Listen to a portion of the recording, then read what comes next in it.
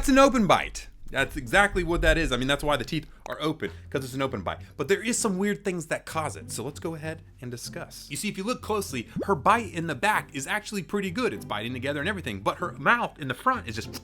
Why could that be? Well, normally this is due to a few different things. One of the major things that can happen is somebody has a habit.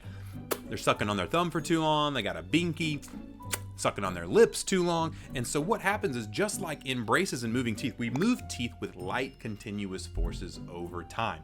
And if you do something, thumb sucking, anything like that, it's going to cause a force over time to cause that pressure on the back of the teeth, which causes those back teeth to dump in and those outer teeth to pop out, and then you've got this big open bite. Now, another thing that can cause this, and I'm not sure if it's like the chicken and egg situation, whatever.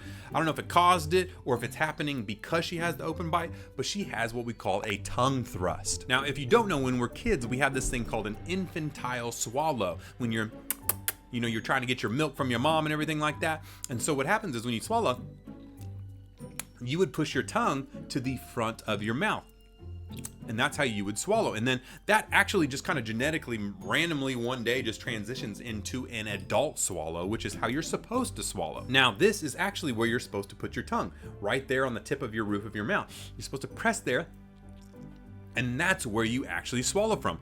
But the problem is, if you keep that infantile swallow and you keep pushing your tongue through, when you get all your permanent teeth in, every day you push a little bit more, it's gonna go out, out, out, out, out, until it's finally wide open like her. And as you can see, she sticks her tongue through there quite a bit. Now, how would we fix this? You gotta go into braces. You gotta grab these guys and you gotta pull them together, and you gotta bring everything down. They're gonna have to wear rubber bands for a really long time to fix that thing. And the other thing is, we have to retrain the tongue. So the way that we do that is, we go have you buy a bag of lifesavers. You stick a lifesaver up to the roof of your mouth, and you hold your tongue and you keep it there until that lifesaver is fully dissolved, because the sweetness from the lifesaver causes saliva to build up, makes you want to swallow. And if you keep your tongue there, over time, that will neuromuscularly retrain your proper swallowing. And now, a lot of people think that this is only a cosmetic thing, but actually a lot of people have some issues with eating when they have bites like this. I mean, they can't tear, they can't rip anything. They could probably put their finger in their mouth, bite down as hard as they want, and they're not even gonna touch it. And so we do see a decrease in quality of life for these people, because they just can't do. I mean, imagine not being able to bite into an apple or tear a piece of steak. It can get really annoying really quickly. But that being said, if she eats just fine and she doesn't care about not being able to tear or bite any things, I guess you could consider it cosmetic. But personally, I would get it fixed. It takes about probably 2 years to get it fixed with an orthodontist.